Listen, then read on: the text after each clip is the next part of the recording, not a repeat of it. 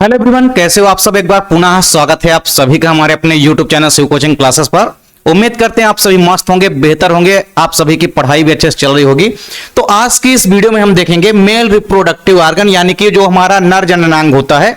किसी भी flowering plant के अंदर आप देखेंगे मेल और फीमेल दोनों रिप्रोडक्टिव ऑर्गन्स होते हैं। पूरा का पूरा जो मेल रिप्रोडक्टिव ऑर्गन्स होता है यानी जो नर जननांग होता है, ये हम आज की इस वीडियो में पूरा का पूरा यहाँ पे डिटेल में डिस्कस करने वाले हैं। चलिए सीधे वीडियो को स्टार्ट करते हैं। सबसे पहले यदि हम बात करते हैं किसी भी मेल रिप्रोडक्टिव पार्ट की, किसी भी फ्लावरिंग प्लांट के अंदर यानी किसी भी पुष्पीय पादप के अंदर, ऐसे पादप जिनके अंदर पुष्प लगते हैं, तो पुष्पीय पादपों के अंदर आप देखेंगे कि जो हमारा नर जननांग होता है, तो हमारा नर जननांग क्या कहलाता है। किसी भी पुष्पीय पादप के अंदर आप देखेंगे कि जो हमारा मेल रिप्रोडक्टिव पार्ट होता है वो कहलाता है एंड्रोसियम। क्या कहलाता है? एंड्रोसियम, यानी कि पुमंग। तो पुमंग आपको याद रखना है कि किसी भी फ्लावर का मेल रिप्रोडक्टिव ऑर्गन्स होता है यानी कि नर जननांग होता है। तो नर जननांग हमारा होता है क्या? एंड्रोसियम, यानी कि पुमंग। अब बात करते हैं पुमंग से संबंधित जो क्वेश्चन आएगा। सबसे पहले तो आपको याद रखना है कि पुमंग की जो यूनिट होती है, क्या पुमंग की जो यूनिट होती है वो क्या होती है? पुमंग की जो यूनिट होती है वो होती है स्टेमन, यानी कि पुंकेसर। तो पुंकेसर क्या होती है? पुमंग की यूनिट होती है, यानी कि इकाई होती है। इकाई का मतलब है, सपोज करिए अगर मान लीजिए एक पुंकेसर है तो वो क्या है? उसकी यूनिट है। कई सारे पुंकेसर को अगर हम एक साथ ग्रुप में बोलेंगे तो उसको हम क्या बोलेंगे? एंड्रोसियम बोलेंगे। तो एंड्रोसियम किसी भी मेल रिप्रोडक्टिव, किसी भी फ्लावर का मेल रिप्रोडक्टिव ऑर्गन्स होता है। इसकी यूनिट क्या कहलाती है? स्टेमन कहलाती है। यदि हम स्टेमन की बात करते हैं, पुंकेसर की बात करते हैं, तो इसे हम क्या कहते हैं? माइक्रोस्पोरोफिल भी कहते हैं, यानी लघु बीजाणुपर्ण भी कहते हैं। क्या कहते हैं? लघु बीजाणुपर्ण या माइक्रोस्पोरोफिल हम कहते हैं किसको? स्टेमन को। तो यह चीज आपको ध्यान में रखनी है। फिर यदि हम बात करते हैं स्टेमन की यानी कि पुंकेसर की, तो पुंकेसर की देखिए किसी भी फ्लावर के अंदर जो पुंकेसर की संख्या होती है वो एक निश्चित संख्या होती है। मतलब अलग अलग फ्लावर के अंदर आप देखेंगे तो अलग अलग संख्या में आपको पुंकेसर दिखाई देंगे। तो वही लिखा गया है कि प्रत्येक पुष्प के जो पुमंग होते हैं उनमें एक निश्चित संख्या में पुंकेसर या स्टेमन जो है पाए जाते हैं। और ये एक प्रकार से स्पेशली विशेषता भी होती है किसी भी फैमिली की। सपोज करिए कोई फैमिली है, उसमें स्टेमन की संख्या क्या है? 5 है। तो उसके लगभग जितने भी प्लांट होंगे उस फैमिली के, उससे संबंधित जितने भी प्लांट है किसी फैमिली से, उसमें पुंकेसर की संख्या सेम ही होगी। तो इस प्रकार से अलग अलग फैमिली में आप देखेंगे कि पुंकेसर की जो संख्या होती है यानी नंबर ऑफ जो स्टेमन होते हैं वो अलग अलग होते हैं। कुछ यहाँ पे एग्जाम्पल हमने ले रखे हैं। जैसे यदि हम बात करें ओसिमम सेक्टम यानी तुलसी के प्लांट के अंदर, तो इसमें स्टेमन की संख्या कितनी होती है? 4 होती है। इसके अलावा जो धतूरा होता है वह बैगन, इनमें आप देखेंगे तो इनमें स्टेमन की संख्या कितनी होती है? 5 होती है। जबकि सरसों के प्लांट में आप देखेंगे स्टेमन की संख्या कितनी होती है? 6 होती है। वहीं यदि हम गुड़हल के पौधे में यानी कि चाइना रोज के पौधे में देखेंगे तो इनमें असंख्य प्रकार के पुंकेसर पाए जाते हैं, यानी इनफाइनाइट स्टेमन पाए जाते हैं। आप जब भी देखेंगे किसमें, किसी भी गुड़हल के प्लांट के अंदर, तो आपको इस प्रकार से असंख्य पुंकेसर दिखाई देंगे। कई सारे पुंकेसर आपको इस प्रकार से असंख्य संख्या में दिखाई देंगे। बहुत ज्यादा मात्रा में आप देखेंगे कि पुंकेसर लगे होते हैं किसमें? ये लगे होते हैं गुड़हल के पौधे में, इसलिए इसको हम क्या बोलते हैं? असंख्य पुंकेसर। तो गुड़हल के पौधे में आपको याद रखना है कि असंख्य पुंकेसर पाए जाते हैं। इसके बाद यदि हम बात करते हैं पुंकेसर की संरचना की, यानी जो स्टेमन की स्ट्रक्चर होती है उसकी यदि हम बात करते हैं, तो सबसे पहले आपको याद रखना है कि जो पुंकेसर की संरचना होती है उसमें मेनली आपको 2 पार्ट दिखाई देते हैं। कितने पार्ट दिखाई देते हैं? 2 पार्ट मेनली दिखाई देते हैं। पहला जो पार्ट होता है उसको हम क्या बोलते हैं? उसको हम बोलते हैं यहाँ पे एंथर। क्या बोलते हैं? उसको हम बोलते हैं एंथर, या इसको हम हिंदी में बोलते हैं परागकोश। क्या बोलते हैं? इसको हम हिंदी में परागकोश बोलते हैं। तो ये आपको ध्यान में रखना है। तो पहला जो पार्ट होता है किसी भी पुंकेसर का वो होता है एंथर, यानी कि परागकोश। फिर जो दूसरा पार्ट होता है वो होता है फिलामेंट। क्या होता है? दूसरा जो मेनली पार्ट होता है वो होता है फिलामेंट। फिलामेंट की यदि हम बात करते हैं तो इसको हम हिंदी में बोलते हैं पुतंतु। क्या बोलते हैं इसको हम हिंदी में? इसको हम हिंदी में बोलते हैं पुतंतु। तो 2 पार्ट से मिलकर आप देखेंगे कि पुंकेसर ये स्टेमन की संरचना बनी होती है। पहला होता है एंथर और दूसरा होता है फिलामेंट। इसके बाद यदि हम बात करते हैं पुंकेसर की संरचना की, तो देखिए हमने क्या कहा कि 2 पार्ट से मिलकर बना होता है। सबसे पहले आप देखेंगे कि एक मान लीजिए ये हो गया हमारा एंथर। फिर एंथर के जो नीचे का भाग होता है ये कहलाता है फिलामेंट। ये एक लंबा वृंत के समान भाग होता है, तो ये होता है आपका फिलामेंट।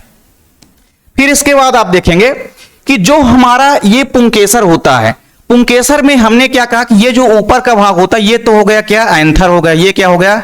ये हो गया एंथर, और ये जो नीचे का पार्ट होता है, व्रंत वाला भाग होता है, ये होता है फिलामेंट। ये वाला भाग क्या हो गया? फिलामेंट। अब आपको एक चीज ध्यान में रखनी है कि जो हमारा पुंकेसर होता है उसमें जो परागकोश होता है, परागकोश ये हमारा आप यहां पे देख पा रहे हैं कि एक पाली और दो पाली, इसमें दो पाली आपको दिखाई दे रही है। लेकिन आपको एक चीज ये भी ध्यान में रखना है कि जो परागकोश होता है या एंथर होता है, ये कभी कभी एक पाली वाला भी होता है, कभी कभी दो पाली वाला भी होता है।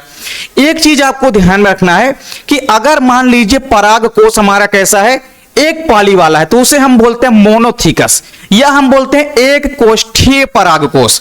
और अगर इस प्रकार से है जिसमें कि आपको दो पाली दिखाई दे रही है, क्या दिखाई दे रही है? यहां पे आप देख सकते हैं कि दो गोलाकार संरचना आपको दिखाई दे रही है, मतलब एंथर में आपको यहां पे दो पालियां दिखाई दे रही है। तो इस प्रकार के परागकोश को हम क्या बोलते हैं? डाइथिकस बोलते हैं, यानी कि द्विकोष्ठीय परागकोश बोलते हैं। यह चीज क्लियर? अब आपको ध्यान में रखना है कि ये जो दोनों पालियां हैं, ये जो दोनों पालियां हैं किसकी? ये जो दोनों पालियां हैं परागकोश की, ये आपस में फिलामेंट के द्वारा इस एक रचना के द्वारा जुड़ी होती है, जिसको हम क्या बोलते हैं? योजी। क्या बोलते हैं? जिसको हम योजी बोलते हैं, या इसको आप क्या कह सकते हैं? इसको आप कनेक्टिव कह सकते हैं। क्या कह सकते हैं इसको आप? या तो इसे हम हिंदी में क्या बोलते हैं? हिंदी में हम योजी बोलते हैं, या आप इंग्लिश में इसे क्या कह सकते हैं? कनेक्टिव कह सकते हैं। तो ये आपको ध्यान में रखना है। तो कनेक्टिव के द्वारा एंथर के दोनों पाली और फिलामेंट आपस में जुड़े होते हैं। तो सबसे पहले तो आपको किसी भी स्टेमेन की संरचना में याद रखना है कि सबसे ऊपर वाला जो फैला हुआ या फूला भाग होता है, ये एंथर कहलाता है। ये एक पाली का या दो पाली का भी हो सकता है। वहीं नीचे का जो लंबा व्रंत वाला भाग होता है, ये क्या कहलाता है? फिलामेंट या पुतंतु कहलाता है। ये क्या कहलाता है? फिलामेंट या पुतंतु कहलाता है। इसको आपको ध्यान में रखना है। फिर इसके बाद आपको ध्यान में रखना है कि दोनों पालियां जो होती है परागकोश की, वो फिलामेंट के द्वारा एक संरचना के द्वारा जुड़े होते हैं, जिसे हम योजी या कनेक्टिव कहते हैं। फिर इसके बाद आपको एक चीज ध्यान में रखनी है कि ये जो हमारा परागकोश है, परागकोश के अंदर आपको क्या देखने को मिलते हैं? परागधानियां। इस प्रकार से आपको परागधानी देखने को मिलेगी, इस प्रकार से। तो जब भी हम बात करेंगे किसी भी परागकोश की, तो परागकोश के अंदर परागधानियां होती है, जिसको हम माइक्रोस्पोरेंजियम कहते हैं, या हम लघु बीजाणुधानी कहते हैं। तो ये हमारी परागधानियां होती है, या लघु बीजाणुधानियां होती है। देखिए यहां पे आपको दो लोब दिखाई दे रहे हैं, यानी कि परागकोश में दो पालियां आपको दिखाई दे रही है। परागकोश की जो एक पाली होती है, मान लीजिए ये परागकोश की एक पाली है। अब इस परागकोश की एक पॉली के अंदर इस प्रकार से दो लघु बीजाणुधानी या परागधानी पाई जाती है। ठीक है, तो अगर मान लीजिए दो पाली हैं, तो दो पाली के अंदर टोटल मिलाकर के कितने लघु बीजाणुधानी या परागधानी बनेगी? 4 बनेगी। तो आप देख सकते हैं इजली यहां पे। फिर आपको यहां पे समझना है कि ये जो हमारा पाली है, जो परागकोश की दोनों पालियां हैं, इनके अंदर आप देख सकते हैं यहां पे रेड कलर से हमने शो कर रखा है, यहां पे दो दो लघु बीजाणुधानी या परागधानी आपको दिखाई दे रही है। यानी एक लोब के अंदर आपको दो लघु बीजाणुधानी या परागधानी दिखाई देती है, या माइक्रोस्पोरेंजियम दिखाई देती है। फिर इसके बाद आप देखेंगे कि यही जो परागधानी या लघु बीजाणुधानी होती है, इन्हीं के अंदर महीन पाउडर जैसे आपको परागकण दिखाई देंगे, यानी कि माइक्रोस्पोर दिखाई देंगे, या आप कह सकते हैं कि पोलन ग्रेन दिखाई देंगे। तो ये तो हमारा क्या हो गया? ये हमारे हो गए माइक्रोस्पोरेंजियम, या इसको आप हिंदी से लिखना चाहें तो आप लिख सकते हैं लघु बीजाणुधानी। क्या हो गया? ये लघु बीजाणुधानी हो गई।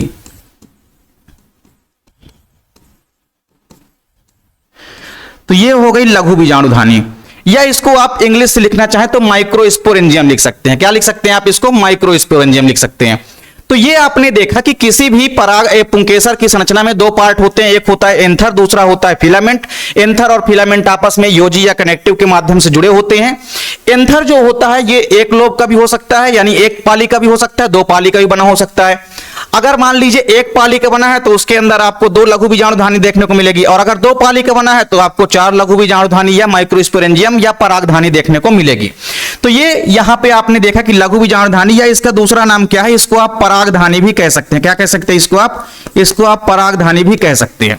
फिर इसके बाद यदि हम बात करें तो आप देखेंगे कि इस पूरे के पूरे लघु बीजाणुधानी या परागधानी के अंदर इस प्रकार से महीन पाउडर जैसी संरचनाएं दिखाई देती है, जिसको हम क्या बोलते हैं? जिसको हम बोलते हैं परागकण या लघु बीजाणु। क्या बोलते हैं इसको हम? इसी को हम बोलते हैं परागकण या लघु बीजाणु। क्या बोलते हैं? परागकण या लघु बीजाणु। अगर आप इसको इंग्लिश लिखना चाहते हैं तो आप लिख सकते हैं पोलन ग्रैंड और माइक्रोस्पोर। तो ये हो गया लघु बीजाणु। तो ये चीज आपको ध्यान में रखनी है। ये है आपकी पुंकेसर की संरचना। तो पुंकेसर की संरचना में आपको एंथर दिखाई देता है, ऊपर का फूला हुआ भाग, जबकि नीचे का व्रंत वाला भाग फिलामेंट कहलाता है। दोनों आपस में योजी या कनेक्टिव के माध्यम से जुड़े होते हैं। एक पराग कोष के अंदर आप देखेंगे कि 2 लघु बीजाणुधानी या परागधानी होती है। तो इस प्रकार से 2 लोब या 2 पाली हैं, तो कुल मिलाकर के 4 लघु बीजाणुधानी आपको दिखाई दे रही है। इन्हीं लघु बीजाणुधानी यानी माइक्रोस्पोरेंजियम या परागधानी के अंदर आपको परागकण या लघु बीजाणु जो है दिखाई देते हैं। तो इस प्रकार से पुंकेसर की संरचना आपको तैयार कर लेनी है। तो जैसा कि हमने आपको पहले बताया कि जो पुतंतु होता है यानी जो फिलामेंट होता है, यह पुंकेसर का लंबा एक व्रंत होता है, तथा पराग कोष जो होता है ये एक फैला और फूला हुआ एक प्रकार का सिर होता है, जैसा कि आपने देखा कि ये ऊपर साइड होता है। फिर प्रत्येक पराग कोष में आपने देखा कि 2 पालियां होती है जो कि एक दूसरे से योजी के द्वारा जुड़े होते हैं। दोनों जो पालियां होती है ये आपस में योजी या कनेक्टिव के माध्यम से जुड़े होते हैं। आपने देखा कि प्रत्येक पाली में 2 कोष्ठ होते हैं। जैसे आपने एक पाली देखा, एक पाली के अंदर इस प्रकार से 2 कोष्ठ आपने देखा। इन कोष्ठों को हम क्या कहते हैं? परागधानी या लघु बीजाणुधानी कहते हैं। ठीक है। फिर इसके बाद आपने देखा कि 2 पाली युक्त अगर पराग कोष है तो उसे हम द्विकोष्ठीय पराग कोष कहते हैं। क्या कहते हैं? उसे हम द्विकोष्ठीय पराग कोष कहते हैं। अगर इस प्रकार से मान लीजिए 2 आपने देखा कि पालियां हैं, तो 2 पाली वाला अगर मान लीजिए पराग कोष है तो उसे हम क्या बोलेंगे? द्विकोष्ठीय पराग कोष बोलेंगे, या इसे हम डाइथिकस बोलते हैं। क्या बोलते हैं? डाइथिकस बोलते हैं। तो इसे आप लिख भी सकते हैं, इसे हम क्या बोलते हैं? डाइथिकस बोलते हैं। तो इसे हम डाइथिकस बोलते हैं। फिर अगर मान लीजिए एक पाली वाला पराग कोष है तो उसे हम क्या बोलेंगे? मोनोथिकस बोलेंगे। जैसा कि आप देखेंगे कुछ प्लांट ऐसे होते हैं, जैसे चाइना रोज का प्लांट जब आप देखेंगे, गुड़हल का प्लांट देखेंगे, तो उसके अंदर आपको क्या देखने को मिलेगा कि जो पराग कोष होता है वो केवल एक ही कोष्ठी होता है, इसलिए उसे हम मोनोथिकस या एक कोष्ठीय पराग कोष कहते हैं। तो इस प्रकार से आपने देखा कि इसमें 4 लघु बीजाणुधानियां होती है। तो सपोज करिए अगर मान लीजिए कोई भी पराग कोष ऐसा है जिसमें कि आपको 2 पालियां नजर आ रही है, तो उन 2 पालियों के अंदर 4 कोष्ठ होते हैं इस प्रकार से, जिन्हें हम लघु बीजाणुधानी कहते हैं। तो अगर 2 कोष्ठीय पराग कोष है तो उसके अंदर आपको 4 लघु बीजाणुधानियां दिखाई देगी। कुछ प्लांट ऐसे होते हैं, जैसा कि हमने आपको पहले कहा कि उन्हें पुंकेसर में जो पराग कोष होता है वो एक पाली का बना होता है। जैसे हमने क्या बताया आपको? मालवेसी कुल। मालवेसी कुल का सबसे बड़ी एग्जांपल गुड़हल का प्लांट है, यानी चाइना रोज का प्लांट है। इसमें आपको देखने को मिलेगा कि केवल और केवल एक कोष्ठीय पराग कोष होता है। पराग कोष कैसा होता है? एक कोष्ठी, एक ही कोष्ठ होता है जिसमें आपने देखा कि 2 लघु बीजाणुधानियां या 2 परागधानियां होती है। तो इस प्रकार से अगर मान लीजिए किसी भी प्लांट में जो पुंकेसर होता है उसके जो पराग कोष होता है, अगर पराग कोष एक कोष्ठी है तो उसे हम क्या बोलेंगे? मोनोथिकस बोलते हैं या एक कोष्ठीय पराग कोष बोलते हैं। इसके बाद यदि हम बात करते हैं पराग कोष की संरचना की, तो देखिए पराग कोष की जो संरचना होती है उसका अगर हम अनुप्रस्थ काट देखते हैं यानी ट्रांसफर सेक्शन देखते हैं, तो उसमें पराग कोष आप देखेंगे, एंथर जो देखेंगे वो लगभग चतुष्कोणीय दिखाई देता है। मतलब इस प्रकार से आपको 4 कोण का बना हुआ दिखाई देगा। तो इस प्रकार से आप देखेंगे कि किसी भी जो पराग कोष की संरचना होती है, जो एंथर की संरचना होती है, वो लगभग कुछ इस प्रकार से 4 कोष्ठीय होती है। तो आपको यह भी ध्यान रखना है कि किसी भी प्रकार से जो पराग कोष होता है या एंथर होता है उसकी संरचना जो होती है कैसी होती है? चतुष्कोणीय होती है। मतलब आपको ऐसा देखने को मिलेगा कि 4 कोण उसमें दिखाई दे रहे हैं। बात करते हैं यदि पराग कोष की संरचना की, तो देखिए उसमें मुख्य रूप से 4 भाग दिखाई देते हैं, जिसमें से पहला भाग जो होता है वो होता है एपिडर्मिस, फिर एक मिडिल लेयर होती है, इसके अलावा एंडोथीसियम होती है और एक होती है टेपिडम लेयर। 4 प्रकार की परतों से मिलकर के पराग कोष की संरचना जो होती है ये बनी होती है। यहां पे आप देखेंगे कि ये जो हमारा क्या है? पराग कोष की संरचना है। ये पराग कोष की संरचना में आप देख सकते हैं 4 भाग दिखाई दे रहे हैं। पहला भाग होता है ये एपिडर्मिस, दूसरा होता है एंडोथीसियम, तीसरा होता है टेपिडम और ये एक है आपका मिडिल लेयर। तो इस प्रकार से 4 लेयर आपको दिखाई देगी। ये आप देख सकते हैं कि एक पराग कोष की संरचना है और कैसी दिखाई दे रही है? चतुष्कोणीय। 4 कोण आपको इसमें दिखाई दे रहे हैं, 1 2 3 4। तो आप देख सकते हैं कि किसी भी पराग कोष का जब आप टीएस देखेंगे, ट्रांसफर सेक्शन देखेंगे, तो आप इसके अंदर पाएंगे कि चतुष्कोणीय संरचना होती है जिसमें 4 लेयर होती है। पहली लेयर होती है एपिडर्मिस, दूसरी होती है एंडोथीसियम और तीसरी होती है मिडिल लेयर और सबसे आखिरी में होती है अंदर की ओर जिसको हम बोलते हैं टेपिडम। तो इस प्रकार से आप देखेंगे कि जो पहली लेयर होती है इसको हम बोलते हैं एपिडर्मिस यानी कि अधिचर्म। तो देखिए एपिडर्मिस की यदि हम बात करते हैं तो यह परागकोश का सबसे बाहरी लेयर होता है, सबसे आउटर लेयर होता है, और यह एक कोशिकीय मोटी स्तर होती है। केवल और केवल ये एक कोशिकीय होती है। इस प्रकार से आप देखेंगे केवल और केवल एक कोष्ठीय होती है। ये सबसे आउटर लेयर आपको जो इस प्रकार से दिखाई देगी किसी भी परागकोश की संरचना की, तो उसी को आप क्या कहेंगे, उसी को आप बोलेंगे एपिडर्मिस यानी कि अधिचर्म। तो यह केवल और केवल यूनिसेलुलर होती है, सिंगल लेयर होती है, और यह सबसे बाहरी लेयर होती है, बाहरी लेयर होती है। अब बाहरी लेयर क्या करेगी, जो अंदर की लेयर होती है उनको प्रोटेक्शन प्रोवाइड करने का कार्य करती है। तो इसका सबसे जो इंपॉर्टेंट वर्क है वो यही है कि यह बाहरी सुरक्षात्मक परत होती है, यानी कि अंदर की परतों के लिए प्रोटेक्शन का कार्य करती है। फिर इसके बाद आप देख सकते हैं यहां पे कि यह है हमारा एपिडर्मिस। एपिडर्मिस में आप देख पा रहे हैं ये सबसे बाहरी परत होती है, ये वाली परत, ये सबसे बाहरी परत जो है ये क्या है, यही तो होती है एपिडर्मिस या अधिचर्म। तो इसको आप इजीली देख सकते हैं, ये एक यूनिसेलुलर, ये केवल सिंगल लेयर है। आप देख सकते हैं ये केवल एक कोशिकीय लेयर होती है, एक कोशिकीय मोटी लेयर होती है, और अंदर की जो तीनों लेयर है उसको प्रोटेक्शन प्रोवाइड करने का काम किसका होता है, एपिडर्मिस का होता है। इसके बाद यदि हम बात करें अंतः स्तर, जिसको हम बोलते हैं एंडोथीसियम, एंडोथीसियम की यदि हम बात करते हैं तो यह एक आंतरिक स्तर होती है। मतलब जस्ट आप देखेंगे कि जो हमारी एपिडर्मिस है उसके जो जस्ट नीचे की परत होती है उसको हम बोलते हैं एंडोथीसियम। यह स्तर जो होती है देखिए अधिचर्म यानी एंडोडर्मिस के जस्ट नीचे स्थित होती है, और यह स्तर एक कोशिकीय होती है, मोटी परत होती है, जैसा कि आपने एपिडर्मिस में देखा। एपिडर्मिस भी सिंगल लेयर होती है, यूनिसेलुलर होती है। सेम उसी प्रकार से आप देखेंगे कि जो एंडोथीसियम होती है ये भी यूनिसेलुलर होती है, और यह भी कैसी होती है, एक मोटी लेयर होती है। परागकोश में देखिए क्या होता है कि परिपक्वन के दौरान एंडोथीसियम क्या करता है, इसकी कोशिकाएं जो होती है, इसकी कोशिकाओं की जो विभिन्न भित्तियां होती है उनमें कई तरह के परिवर्तन होते हैं, और इसकी कोशिकाओं के अंदर आपको एक चीज ये भी देखने को मिलेगा कि इसकी जो बाएं भित्ति होती है वो कैसी होती है, पतली होती है, जबकि जो आंतरिक भित्ति होती है, आंतरिक भित्ति अरीय भित्तियां यानी कि ए सेल्यूलोज के रेशों से स्थूलित होकर के मोटी हो जाती है। जो आंतरिक स्थित होती है, जैसे मान लीजिए ये आपने देखा कि इसमें दो लेयर है, अब ये मान लीजिए एक मोटी लेयर है। अब मोटी लेयर में जो बाहर वाली भित्ति है, बाहर वाली जो भित्ति होती है इसमें आप देखेंगे कि भित्ति जो है कैसी होती है, पतली होती है, लेकिन अंदर वाली भित्ति कैसी होती है, मोटी होती है। तो ये चीज आपको ध्यान में रखना है। फिर इसके बाद आप देखेंगे कि जो हमारी अगली लेयर होती है वो होती है मध्य परतें यानी कि मिडिल लेयर। मिडिल लेयर में आप देखेंगे कि जो मध्य स्तर होती है या मध्य परतें जो होती है ये अंतः स्तर के जस्ट नीचे होती है, और मृदुतकीय यानी कि पैरेनकाइमेटिक जो सेल होती है उनकी बनी होती है। जो मृदुतकीय ऊतक होते हैं उनकी बनी होती है कौन सी लेयर, ये मिडिल लेयर यानी कि जो मध्य परत होती है। तो यहां पे आप देख भी सकते हैं डायग्राम में कि ये जो मिडिल लेयर होती है, ये वाली मिडिल लेयर, ये आपकी है मिडिल लेयर, और ये जो मिडिल लेयर है ना ये किसकी बनी होती है, ये मृदुतकीय ऊतकों की बनी होती है। यानी कहने का मतलब जो पैरेनकाइमेटिक सेल होते हैं या जो मृदुतकीय सेल होती हैं, कोशिकाएं होती है, उनकी बनी होती है। तो ये आपको ध्यान में रखना है कि मिडिल लेयर होती है।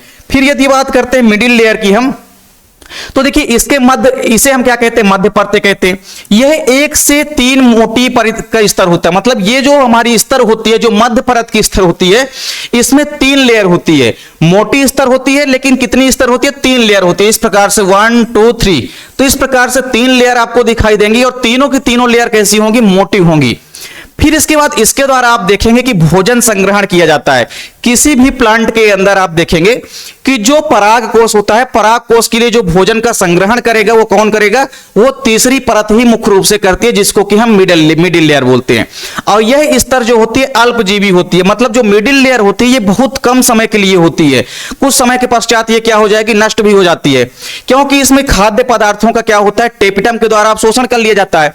जो भोजन का संग्रहण है वो तो होगा मिडिल लेयर के द्वारा। फिर मिडिल लेयर से भोजन को कौन एब्जॉर्ब कर लेगा, टेपिडम कर लेगा। तो टेपिडम जब इसका अवशोषण कर लेता है उसके पश्चात ये मिडिल लेयर धीरे धीरे क्या होने लगती है, नष्ट होने लगती है। और इस प्रकार से एक मैच्योर परागकोश या एंथर के अंदर आप देखेंगे कि इसमें जो मध्य स्तर होती है वो फिर अनुपस्थित होने लग जाती है, और बाहरी 3 परतें जो होती है ये संरक्षण यानी कि प्रोटेक्शन की प्रक्रिया की भांति कार्य करती हैं। इस प्रकार से जो परागकोश का स्फुटन होता है उसमें मदद करने में परागकण जो है अवमुक्त करती है। कहने का मतलब यह है कि जब मिडिल लेयर फटेगी उसके बाद ही तो अंदर से जो परागकण होंगे वो परागकोश से निकल करके बाहर जाएंगे। तो चूंकि परागकण कहां स्थित है, पूरे के पूरे एंथर के अंदर स्थित है, क्योंकि एंथर के अंदर क्या है, एंथर के अंदर तो आपने देखा कि लघु बीजाणुधानियां हैं, उन लघु बीजाणुधानियों के अंदर परागकण स्थित होते हैं। तो यहां पे आपको एक चीज देखने को मिला कि जो हमारी मध्य स्तर होती है, मध्य स्तर 3 लेयर की बनी होती है। फिर इसके बाद आपको एक चीज याद रखना है कि तीनों के तीनों लेयर कैसी होती है, थिक होती है, यानी कि मोटी होती है। तीसरी लेयर जो होती है इसके द्वारा भोजन का संग्रहण किया जाता है, यह भी आपको ध्यान में रखना है। इसके द्वारा जो भोजन संग्रहण किया जाता है इसको फिर कौन एब्जॉर्ब कर लेता है, कौन अवशोषित कर लेता है, तो टेपिडम जो कि चौथी परत होती है और सबसे आंतरिक परत होती है, टेपिडम जो है इसका फिर अवशोषण कर लेती है। तो जब टेपिडम जो है इसका पोषण यानी कि संग्रहण पदार्थों को इकट्ठा कर लेगी, अवशोषित कर लेगी, उसके पश्चात ये मिडिल लेयर क्या हो जाती है, धीरे धीरे नष्ट होने लग जाती है, या आप कह सकते हैं कि अनुपस्थित हो जाती है। इस प्रकार से जो पराग कोष होता है उसको फटने में भी जो तीसरी लेयर होती है यानी कि जो मिडिल लेयर होती है ये मदद करती है, क्योंकि जब पराग कोष फटेगा तभी तो परागकण बाहर होंगे, यानी कि पराग कोष का जब स्फुटन होगा तभी परागकण निकल करके बाहर जाएंगे। तो इस प्रकार से मिडिल लेयर यानी कि तीसरी परत भी आपको यहां पे ध्यान में रखना है। ये है आपकी तीसरी मिडिल लेयर, और मिडिल लेयर में आपको इस प्रकार से मोटी मोटी 3 लेयर दिखाई देती है। तीनों लेयर में आपने देखेंगे कि ये मोटी लेयर होती है, इनके अंदर भोजन का संग्रहण किया जाएगा, और इनके अंदर जो भी भोजन का संग्रहण होगा उसको फिर ये जो टेपिडम वाली परत है, ये टेपिडम परत उसको क्या कर लेगी, अवशोषित कर लेगी। उसके पश्चात ये जो तीसरी लेयर है ये क्या हो जाएगी, धीरे धीरे नष्ट हो जाएगी। तो यहां पे जो भोजन संग्रहण हुआ मिडिल लेयर के अंदर उसको अवशोषित कौन कर लेता है, टेपिडम कर लेता है। तो अब जो हमारा चौथा भाग है हमारा टेपिडम। टेपिडम की यदि हम बात करते हैं तो यह सबसे आंतरिक स्तर होता है, इनर लेयर होता है। किसी भी पराग कोष की संरचना के अंदर जब आप टीएस देखेंगे तो जो सबसे आंतरिक वाला भाग होता है वो कहलाता है टेपिडम। तो यह सबसे आंतरिक स्तर होता है जो कि पोषक स्तर की तरह कार्य करता है। अगर कोई ऐसा पार्ट है जो कि पराग कोष को पोषण प्रोवाइड कराता है, न्यूट्रिशन प्रोवाइड कराता है, तो वो भाग होता है टेपिडम। और टेपिडम इसलिए भी इंपॉर्टेंट है क्योंकि टेपिडम के वर्क कई बार आपके एग्जाम में पूछे जाते हैं। तो टेपिडम का मेनली जो वर्क होता है वो यही होता है कि यह पोषक स्तर की भांति कार्य करता है, और यह स्तर भी कैसा होता है, केवल और केवल एक स्तरीय होता है, या आप कह सकते हैं कि एक कोशिका के बराबर इसकी मोटाई होती है, सिंगल लेयर होती है। टेपिडम की जो कोशिकाएं होती है ये सघन जीव द्रव्य से भरी होती है। टेपिडम की कोशिकाओं के अंदर आप मान लीजिए ये टेपिडम की सेल है, इसके अंदर आप देखेंगे कि इस प्रकार से पूरे के पूरे प्रोटोप्लाज्म यानी कि जीव द्रव्य जो होता है वो भरा हुआ होता है, और सामान्यतः एक से अधिक केंद्रकों से युक्त होता है। यह भी चीज आपको ध्यान में रखना है कि जो प्रोटोप्लाज्म होता है किसी भी एंथर के अंदर, किसके अंदर, टेपिडम के अंदर जो प्रोटोप्लाज्म होता है उसके अंदर जो न्यूक्लियस होते हैं वो कैसे होते हैं, कई सारी संख्या में होते हैं। तो यह चीज आपको ध्यान में रखनी है कि किसी भी टेपिडम के अंदर जो प्रोटोप्लाज्म होता है उसमें केंद्रकों की संख्या बहुत ज्यादा होती है, यह चीज आपको ध्यान में रखनी है। इसके अलावा जो टेपिडम की कोशिकाएं होती है ये आरंभ में कैसी होती है, मतलब स्टार्टिंग में जब भी आप देखेंगे तो टेपिडम की जो कोशिकाएं होती है ये कैसी होती है, डिप्लॉयड होती है, यानी कि द्विगुणित होती है। कई बार टेपिडम की सूत्र गुणिता अगर मान लीजिए आपसे पूछ लिया जाता है तो प्रारंभ में कैसी होती है, डिप्लॉयड होती है, और बाद में क्या हो जाती है, जैसे ही भोजन का ऑब्जर्व करेगी यानी कि अवशोषण करेगी उसके बाद ये बहुगुणित यानी कि पॉलीऑइड हो जाती है, पॉलीप्लॉइड हो जाती है, इसके अलावा बहुकेंद्रकीय हो जाती है। साथ ही साथ जो टेपिडम होती है यह मध्य स्तर से भोजन को अवशोषित करके, हमने आपको पहले ही बताया कि मिडिल लेयर जो भोजन को इकट्ठा करती है उसको अवशोषित कौन करता है, टेपिडम करता है। और टेपिडम क्या करता है कि अवशोषित करने के पश्चात ये क्या करता है, लघु बीजाणु मात्र कोशिकाओं को ये भोजन प्रोवाइड कराने का काम करता है। यानी टेपिडम का जो मेनली वर्क होता है वो आपको याद रखना है कि जो लघु बीजाणु होता है यानी जो परागकण होते हैं या पोलन ग्रैन होते हैं, पोलन ग्रैन को अगर न्यूट्रिएंट प्रोवाइड कराता है कोई तो वो क्या है, टेपिडम। टेपिडम क्या करता है कि मिडिल लेयर से भोजन को ऑब्जर्व कर लेता है, अवशोषित कर लेता है, और ये किसको प्रोवाइड कराता है, परागकण यानी कि लघु बीजाणुओं को प्रोवाइड कराता है। इसके अलावा लास्ट में आपको देखना है टेपिडम के मेनली जो वर्क होते हैं इसको आपको समझना है, क्योंकि टेपिडम के वर्क आपके एग्जाम में पूछे जाते हैं। पहला जो टेपिडम का वर्क होता है वो होता है स्पोरोपोलेनिन का स्रावर करना। अभी जब आप इसके बाद पोलन ग्रैंड की स्ट्रक्चर देखेंगे अगली वीडियो में तो वहां पे आपको एक टर्म मिलेगा जिसका नाम है स्पोरोपोलेनिन। जो आउटर लेयर होती है किसी भी पोलन ग्रैंड की जब आप स्ट्रक्चर देखेंगे इस प्रकार से तो पोलन ग्रैंड की ये जो बाहरी स्तर होती है, बाहरी स्तर में आप देखेंगे कि ये जो बाहरी स्तर होती है इसमें एक प्रकार का केमिकल या रसायन प्रोवाइड होता है जिसको हम बोलते हैं स्पोरोपोलेनिन। तो ये जो बाहरी स्तर होती है किसी भी परागकण की, इसमें आप देखेंगे कि ये जो होती है किसकी बनी होती है, स्पोरोपोलेनिन की बनी होती है। जो परागकण या पोलन ग्रैंड की बाहरी स्तर होती है जिसको हम क्या बोलते हैं, जिसको हम बोलते हैं एक्साइन। ये एक्साइन किसकी बनी होती है, ये एक्साइन बनी होती है स्पोरोपोलेनिन की। तो स्पोरोपोलेनिन एक प्रकार का रसायन होता है जिसका सिक्रेशन कौन करता है, टेपिडम करता है। तो टेपिडम के माध्यम से ही स्पोरोपोलेनिन का सिक्रेशन होता है। तो इस प्रकार से स्पोरोपोलेनिन जो होता है इसका भी सिक्रेशन करता है कौन? टेपिडम। तो टेपिडम का पहला वर्क आपको याद रखना है कि स्पोरोपोलेनिन का स्रावण करना। दूसरा जो मेनली वर्क होता है वो होता है एंजाइम व हार्मोन्स का सिक्रेशन करना। कई प्रकार के अलग अलग एंजाइम्स का व इसके अलावा हार्मोन्स का सिक्रेशन कौन करता है? ये टेपिडम लेयर करती है। तो टेपिडम लेयर के कई सारे वर्क होते हैं। पहला वर्क है स्पोरोपोलेनिन का सिक्रेशन करना, दूसरा है एंजाइम व हार्मोन्स का सिक्रेशन करना, और इसके अलावा एक जो तीसरा वर्क है जो कि हमने आपको पहले ही बता दिया है, तीसरा जो मेनली वर्क है वो होता है किसी भी लघु बीजाणु या किसी भी माइक्रोस्पोर के अंदर जो पोषण प्रोवाइड कराने का काम करता है। तो पोषण कौन प्रोवाइड करता है? ये पोषण प्रोवाइड कराने का काम कौन करता है? टेपिडम। तो टेपिडम के 3 वर्क हैं मेनली जिसको कि आपको याद रखना है। स्पोरोपोलेनिन का सिक्रेशन, एंजाइम व हार्मोन्स का सिक्रेशन, इसके अलावा पोषण प्रोवाइड कराने का काम करता है किसी भी माइक्रोस्पोर या पोलन ग्रैंड को, यानी कि लघु बीजाणु या परागकण को। तो इस प्रकार से यहां पे जो भी परागकण की संरचना है इसकी भी वीडियो आप अगली वीडियो में देखेंगे। इसमें आपने देखा कि पुंकेसर की संरचना कैसी होती है। किसी भी जो प्लांट है उसके अंदर जो फ्लावर होते हैं, फ्लावर का जो मेल रिप्रोडक्टिव पार्ट होता है वो एंड्रोसियम होता है, यानी कि पुमंग होता है। पुमंग की संरचना में आपने देखा कि इसकी यूनिट होती है पुंकेसर। पुंकेसर की संरचना में आपको मेनली दो पार्ट दिखाई देते हैं, एक होता है फिलामेंट, दूसरा होता है एंथर।